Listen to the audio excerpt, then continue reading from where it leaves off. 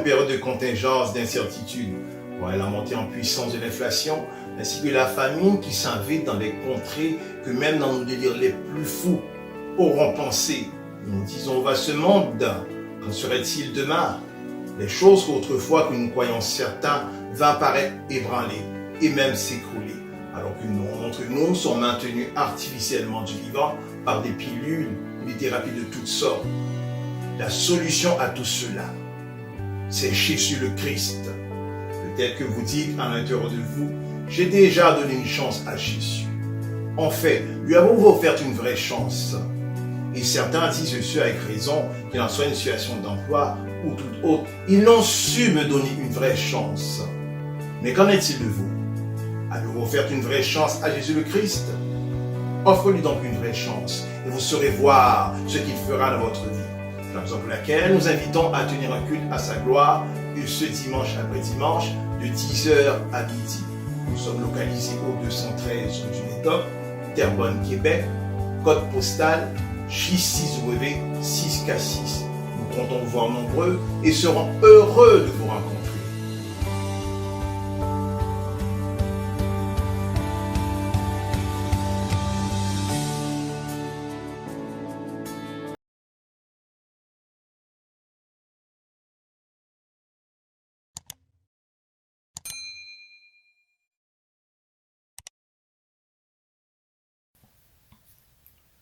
Bon matin à tous, une fois de plus avec une joie combien immense que je vous retrouve au travers de cette table d'enseignement. Nous désirons encore une fois de plus d'aller d'un dépôt en vous en ce matin. Et avant de ce faire, nous désirons offrir nos sincères salutations de par où que vous avez à suivre nos capsules, qu'il en soit en France, de la Côte d'Ivoire et même du pourtour que nous sommes au Québec. Nous vous offrons nos sincères salutations. Et encore ce matin, c'est avec la plus grande joie que nous pouvons être ensemble ce matin, pour aller à quelques enseignements. Ce matin, nous parlons de ce sujet, lequel est le mystère de l'enlèvement de l'Église. Et je vous rappelle que cette chaîne que nous sommes une chaîne à saveur scatologique, c'est-à-dire que nous faisons l'étude, nous faisons également, nous avons un horizon ouvert sur les choses à venir, les choses aussi grandioses qu'est l'enlèvement de l'Église. Et c'est ainsi que tout enfant de Dieu devait avoir cette même aspiration. C'est ainsi que tout enfant de Dieu devrait avoir l'œil ou bien encore les yeux de mieux grand ouverts sur cet événement qui arrivera. Et cet événement qui arrivera sous peu, car nous sommes bien, mes chers amis, dans les temps de la fin. Et que non seulement que de l'Église nous parle la parole de Dieu, qui est qui éclaire nos chantiers, mais si nous avons à interviewer le monde, même le monde aussi a ce ressenti, comprennent dûment qu'ils sont dans des temps de restriction, le temps de la fin. Donc, mes chers amis, c'est la raison pour laquelle que nous devons nous efforcer afin de nous exposer, afin de nous entretenir, de nous tremper dans les études concernant l'enlèvement de l'Église. Et ce matin, c'est sur ce sujet que nous allons nous étendre. Avant de se faire, si nous consultons notre tableau de bord, nous réalisons que nos vidéos sont piétinées depuis un certain temps. Nous parlons pas même de semaines, nous parlons même de mois, de même plusieurs mois. Et les vidéos semblent être délaissées, abandonnées par vous. Et sachez que le temps d'enseignement que nous avons à vivre au travers de cette chaîne, c'est pour votre salut. Cette chaîne, c'est une chaîne à caractère scatologique, alors que nous faisons observance des signes avant-coureurs qui annonceraient le retour de l'époux.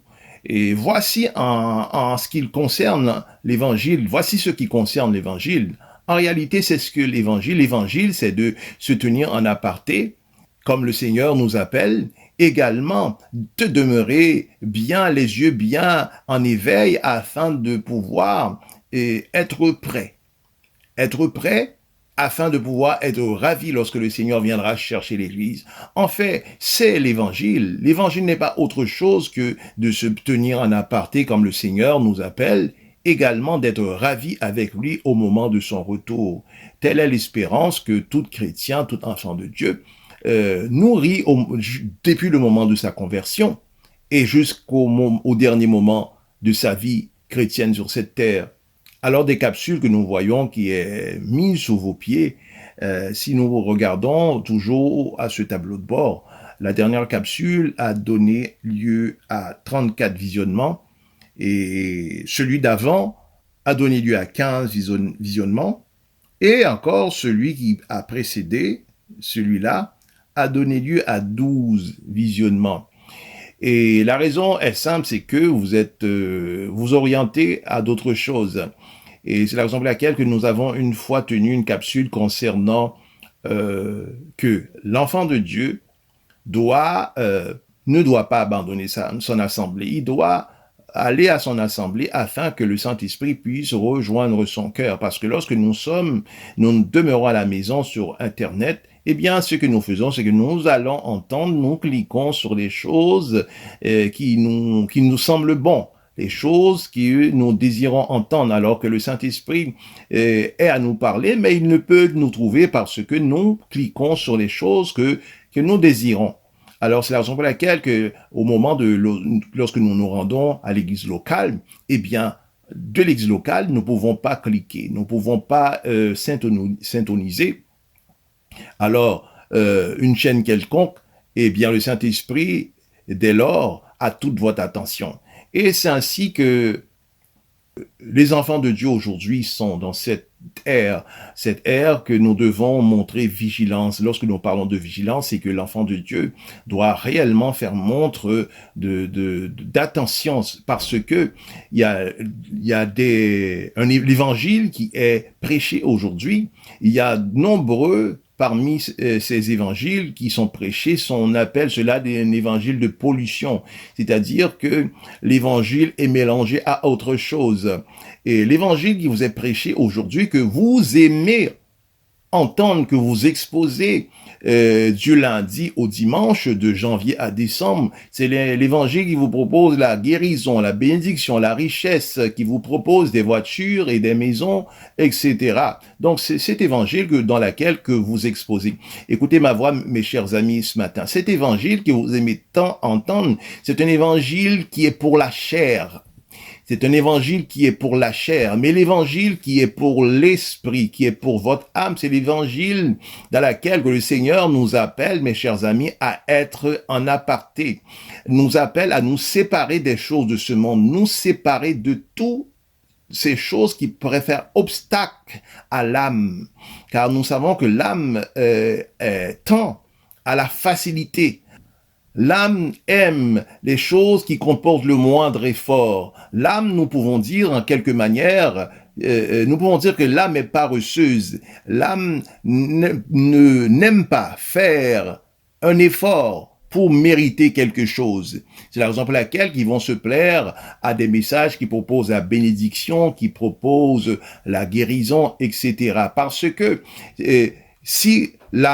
pour que l'âme parvienne à la sanctification, pour que l'âme parvienne à être mise dans cet aparté que le Seigneur nous appelle, eh bien, il y a un effort à faire. Il y a un effort à faire et tel que l'apôtre Paul a évoqué sur l'excellence de sa plume, il a dit efforcez-vous de comparaître devant Dieu tel qu'un ouvrier qui n'a point à rougir, qui dispense droitement la vérité. Donc, il y a un effort. Il a dit, efforcez-vous. Eh bien, nous savons que l'âme aime tend vers la facilité. L'âme n'est pas maître de l'effort, ou encore moins à déboucher double afin de pouvoir arriver à son aspiration. Donc, c'est la raison pour laquelle que, mes chers amis, que nous vous proposons ce temps d'étude encore ce matin, et nous devons plutôt pas nous investir, passer notre temps à être exposé à ces messages, parce que ces messages, je le dis ce matin, mes chers amis, il y a des messages que nous entendons. Je dis ce matin encore de mieux.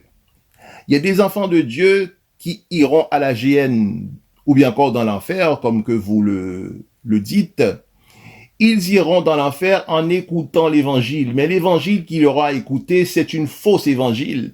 Parce que la vraie évangile vous propose, non seulement vous propose, mais vous sollicite, vous supplie même de vous tenir dans cet aparté, de vous tenir de cette enclave que le Seigneur appelle tous ses enfants à se tenir dans une sanctification, se tenir dans la sainteté. Et c'est cet évangile que le Seigneur nous appelle, mais toutefois l'évangile qui nous conduira dans la géhenne, dans les feux de l'enfer, c'est l'évangile qui nous propose la bénédiction, parce que cet évangile ne nous demande aucun effort, nous demande de rien, à renoncer à rien, nous demande d'abandonner rien, nous demande même, nous pouvons dire que nous envoie un message de manière de notre circonstance, que nous n'avons pas besoin de changement, nous n'avons pas besoin de laver notre robe, nous n'avons pas besoin de nous préparer, nous n'avons pas besoin de nous tenir encore dans cet aparté, et que la bénédiction tombera sur nous comme l'appui, alors que la bénédiction, pour avoir la bénédiction de Dieu, cela comporte, il y a des principes que Dieu a établis, parce que Israël, le Seigneur a dit à Israël, je te propose deux choses, je te propose donc deux voies, la voie de la vie ou bien la voie de la mort. Eh bien, mon peuple choisit la vie. Donc, pour choisir la vie, il y avait des principes à respecter, il y avait un code que le Seigneur avait préétabli devant son peuple. Il a dit, choisis la vie, mais pour choisir la vie, il y avait, comme nous venons de dire, il y avait des principes à respecter. Et le Seigneur n'a pas voulu, après que son peuple a désobéi, a enfreint aux lois de Dieu, eh bien le Seigneur n'a pas simplement continué dans ses voies à bénir son peuple, alors que son peuple se tient dans la rébellion, alors que son peuple va vers auprès d'autres dieux, son peuple se perd dans l'adultère. Donc la bénédiction, il y a un prix à la bénédiction. Et c'est la raison pour laquelle que nous tenons au travers de cette chaîne pour vous annoncer un évangile sans compromis. Ce que je vous dis ce matin, ce qui vous propose la bénédiction de toutes les manières, de toute façon, ne vous diront pas ces choses. Mais ce matin, par le canal de son serviteur, eh bien, le Seigneur vous le dit ce matin. La bénédiction comporte, il y a une exigence à la bénédiction, il y a des principes à la bénédiction, il y a une démarche également à la bénédiction. Donc encore ce matin, nous sommes dans une joie encore sans mesure, et nous allons plutôt à cette étude sur le mystère de l'enlèvement de l'Église. Nous considérons le passage de Daniel, chapitre 2, du verset 1er au verset 44. Nous avons devant nous une très longue lecture, et bien nous nous maintiendrons à quelques versets, et vous lirez la suite de par vous-même. La seconde année du règne de Nebuchadnezzar eut des songes. Il avait l'esprit agité, il ne pouvait dormir. Le roi fit appeler les magiciens, les astrologues, les enchanteurs, les chaldéens pour qu'ils lui disent ses songes. Ils vinrent se présentèrent devant le roi lui dit: j'ai eu un songe et mon esprit est agité. Je voudrais connaître ce songe. Les Chaldéens répondirent au roi en langue araméen. Ô roi, vis éternellement, dis le songe à tes serviteurs, nous donnerons l'explication. Le roi reprit la parole, dit aux Chaldéens: la chose m'a échappé. Si vous me faites connaître le songe et son explication, vous serez mis en pièces et votre maison sera réduite en un tas d'immondices. Mais si vous me dites le songe et son explication, vous recevrez de moi des dons, des présents et de grands honneurs. C'est pourquoi dites-moi le songe et son explication. Ils répondirent pour la seconde fois: que le roi dise le songe à ses serviteurs et ils nous en donneront l'explication. Le roi reprit la parole et dit: je m'aperçois en vérité que vous voulez gagner du temps parce que vous voyez que la chose m'a échappé.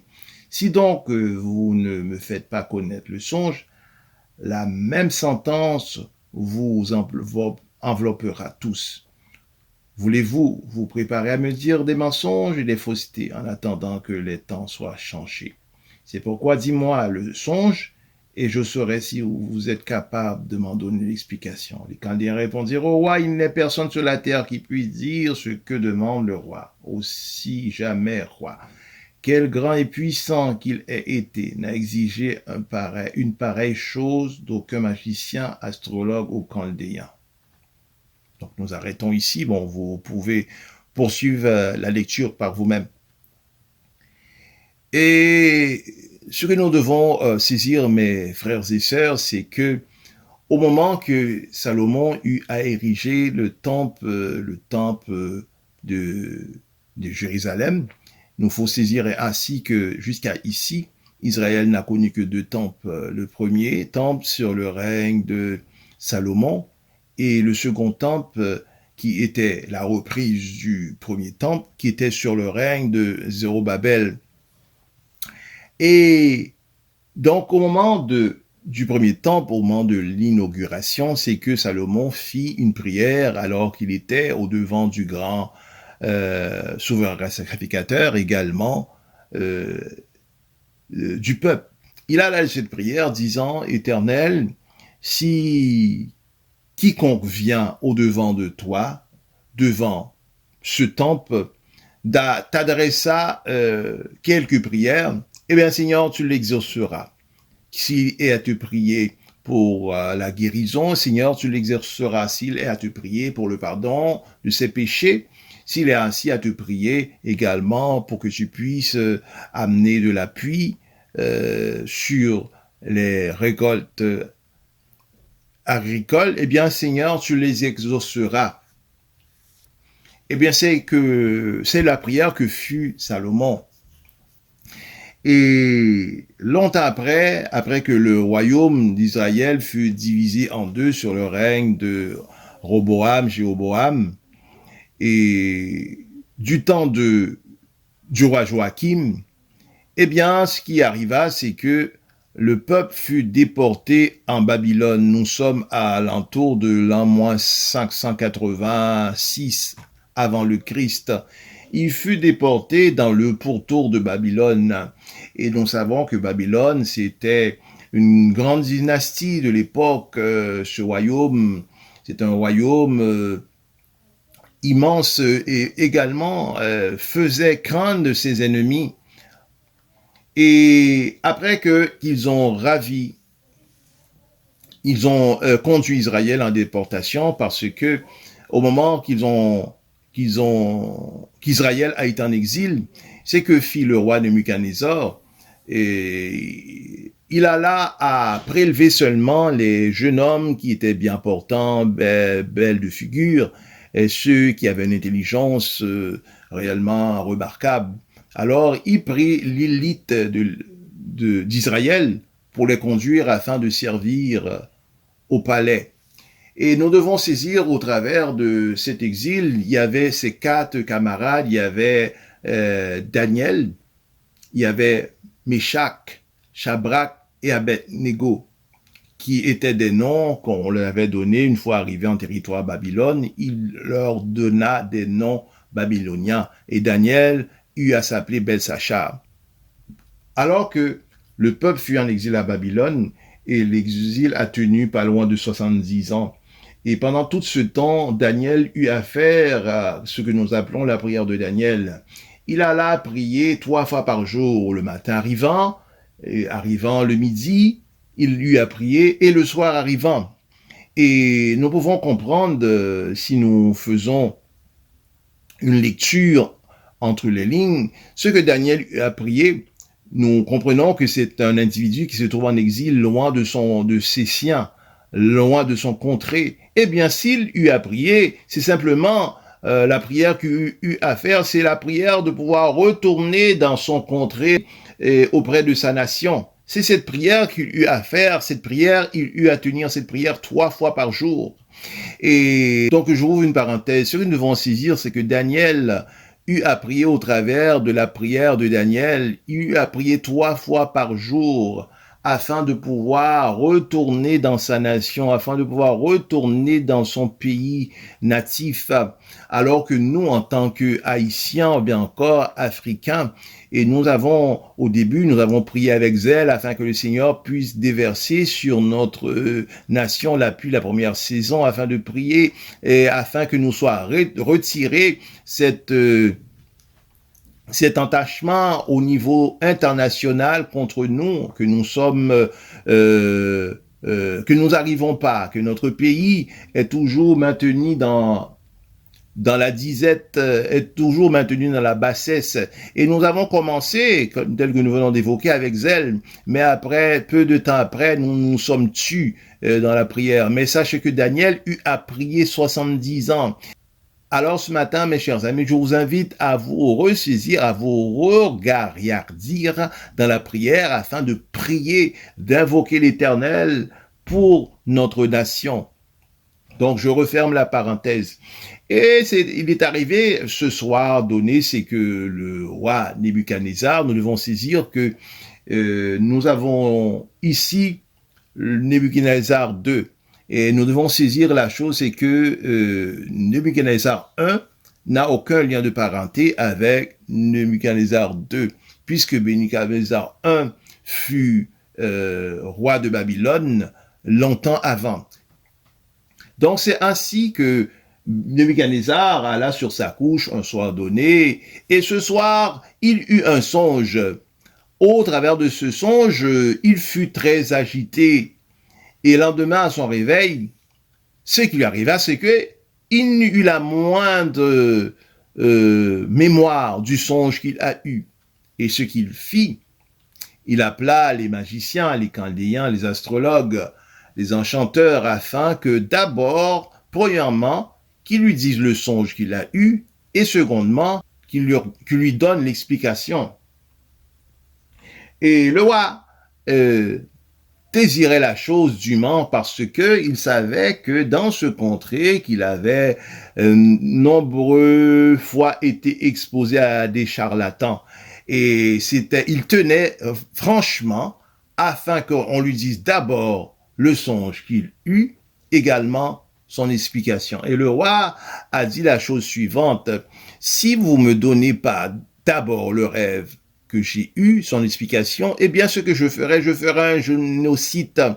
J'amènerai une tuerie parmi toutes les devins de Babylone. Et parmi les devins était compris également Daniel, bien que Daniel n'était pas un devin, Daniel était plutôt un prophète de l'Éternel. Et alors la chose a été portée aux oreilles de Daniel, ce que Daniel eut à entendre. Il a couru sans la moindre hésitation afin de pouvoir se recueillir auprès de ses amis, Shadrach, Meshach, Abednego. Et ce qu'il fit, c'est qu'il intercéda. Il demanda à l'Éternel que le songe lui soit révélé et son explication. Et la chose demandée et la chose a été donnée. C'est que l'Éternel n'a pas tardé à leur donner le rêve et son explication. Et le lendemain arrivant, avec empressement à la première heure, Daniel alla auprès de Jarouk et il demanda à Jarouk que Jarouk puisse le conduire auprès du roi.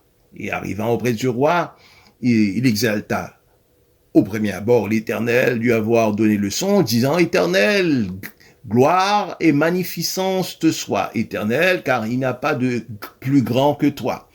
Et tu es un Dieu redoutable. Et après cela, il dit au roi: alors que tu étais sur ta couche, tu as vu au travers de ce songe une grande statue. Et de cette statue que tu as vue, après cela, tu as vu une pierre se détacher sans le secours d'aucune main. Et cette pierre eut à percuter la statue au pied. Et ensuite, elle se renversa. Et cette statue, maintenant, et après quoi, était réduite en cendres. Et le vent l'emporta. Et après cela, cette pierre qui eut à percuter la statue vint à occuper toute la terre.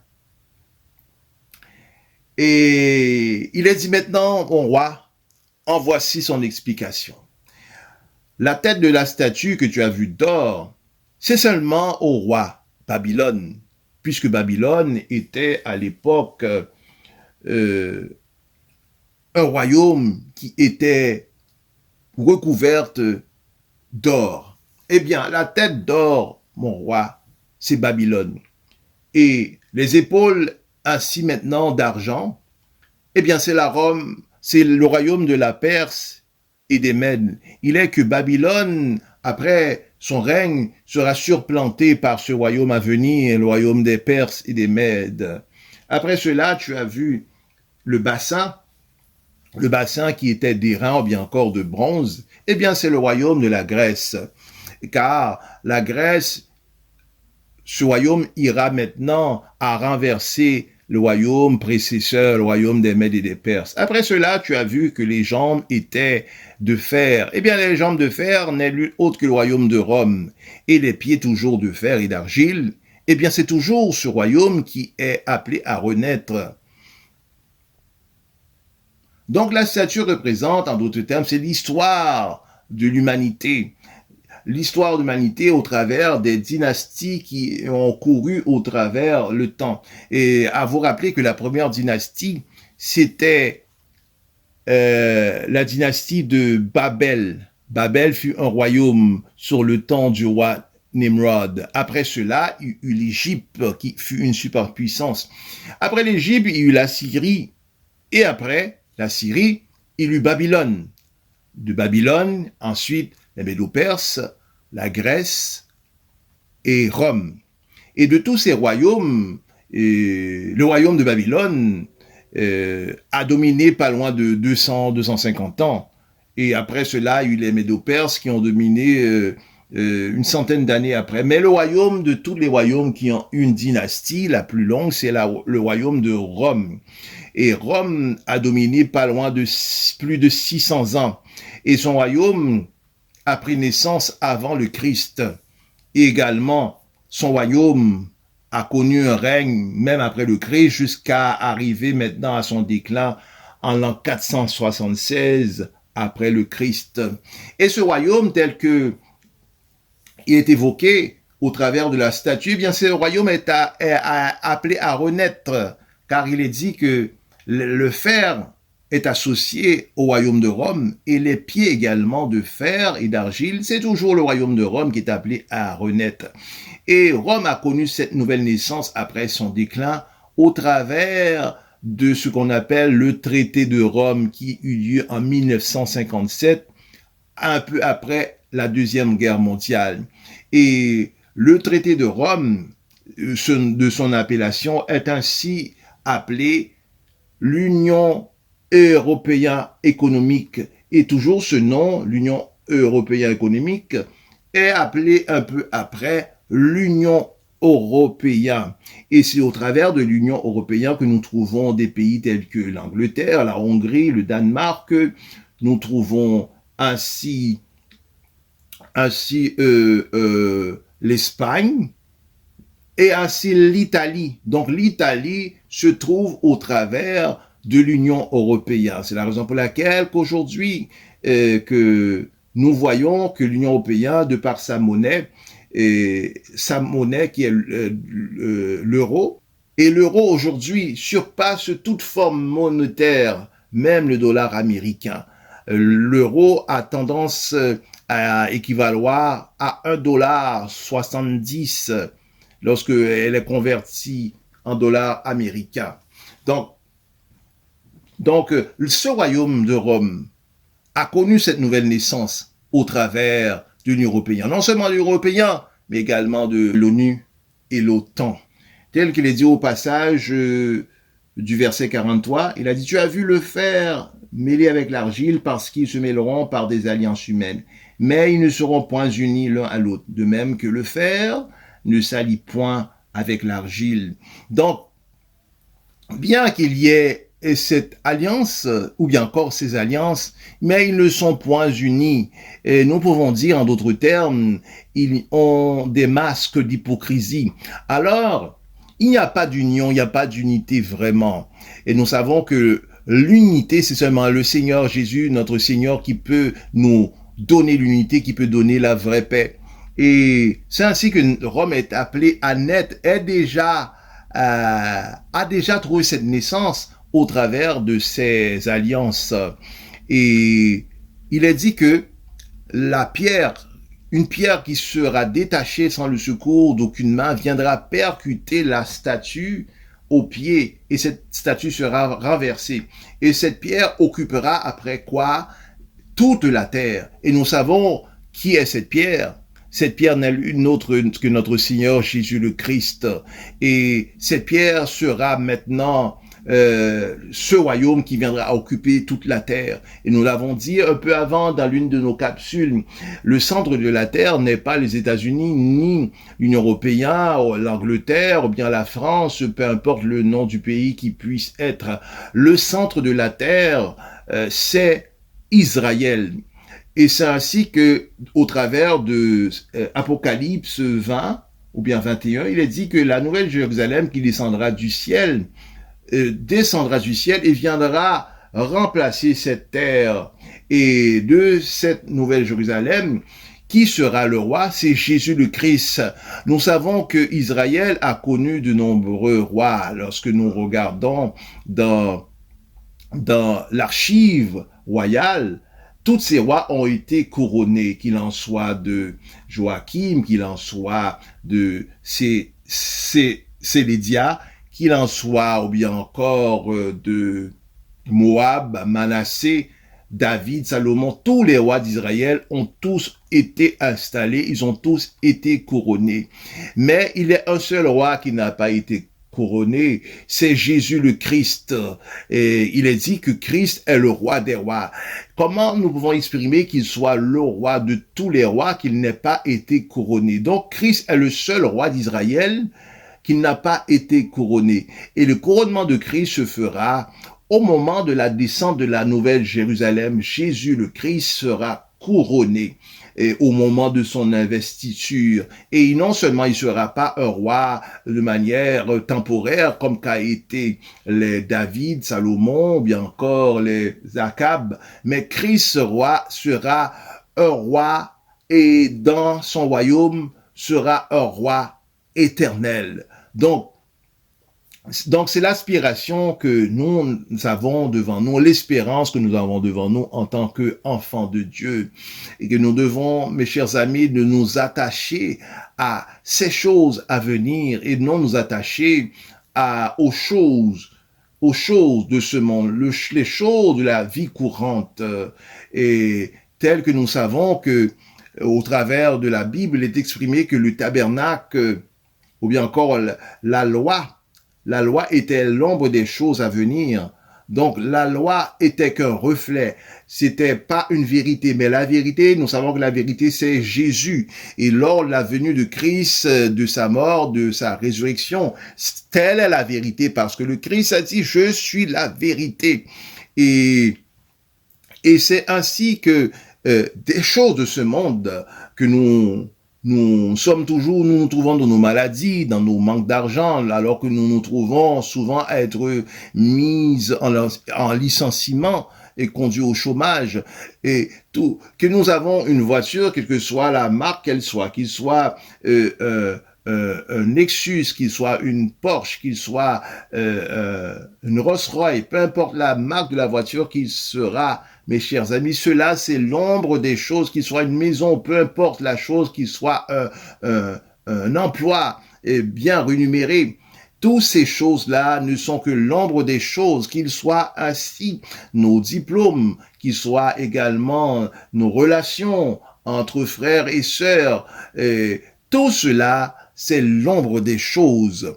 C'est l'ombre des choses. Mais la vraie chose qui soit, c'est Jésus le Christ, également l'enlèvement de l'Église lorsque le Seigneur viendra établir son royaume sur cette terre. Et la Bible nous dit que ce royaume qui sera le royaume du Christ sera un royaume éternel. Donc nous arrêtons par ici. Nous serons ensemble la semaine prochaine du voulant pour la suite de cet enseignement sur le mystère de l'enlèvement de l'Église. Donc d'ici là, veuillez partager la vidéo et veuillez vous abonner afin de pouvoir consulter la prochaine capsule. D'ici là, que l'Éternel puisse bien vous garder. Je bénirai l'Éternel. Alléluia.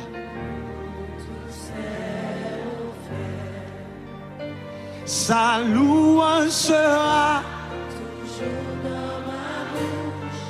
Je bénirai l'Éternel. Qui est-ce qui a passé nom yo l'autre comme dit ça? Je bénirai L'Éternel, même Jacques David pour tous ses offerts. sa louange. Sa louange sera toujours dans ma bouche. Je bénirai l'Éternel. Dis ça encore, je bénirai L'Éternel, pour tous ses offerts. Alléluia. Sa louange louange sera toujours dans ma bouche. je bénirai l'Éternel. Criez, oh mon âme, oh. Mon âme bénit l'Éternel. Yeah, yeah. Béni, béni. Le Dieu d'amour. Oh, oh, oh, mon âme. Oh, oh. Oh, mon Yeah, yeah. âme bénit l'Éternel. Parce qu'il t'a fait du bien. Il t'a fait du bien. J'exalterai, c'est J'exalterai l'Éternel pour tous ses offerts. pour tous ses offerts. Sa louange sera. Toujours dans ma bouche. Oh, J'exalterai l'Éternel. j'exalterai L'Éternel pour tous ses offerts. tous ses offerts. Combien de monde cap compter les bienfaits de Dieu dans la vie au Kounia? Sera toujours dans ma bouche. J'exalterai l'Éternel. Criez, oh mon âme, oh. Mon âme bénit l'Éternel. Bénis le Dieu. Le Dieu d'amour. Oh, oh, oh, mon âme, oh, oh. Mon âme bénit l'Éternel. Oh, oh, oh. Parce qu'il t'a fait du bien. Criez, oh, oh, mon âme, c'est oh, bénis bénis le Dieu,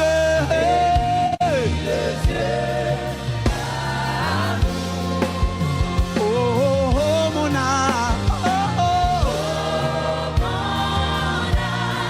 bénis l'Éternel, parce qu'il t'a fait du bien. Côté mon Seigneur a fait bien. Côté mon Seigneur a fait bien. Qu'a pleuvé, mais on crie, oh mon âme, yeah. Yeah. Béni, le béni.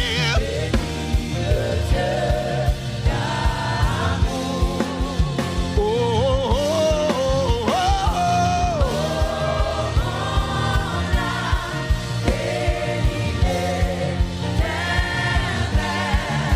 Parce qu'il t'a fait du bien.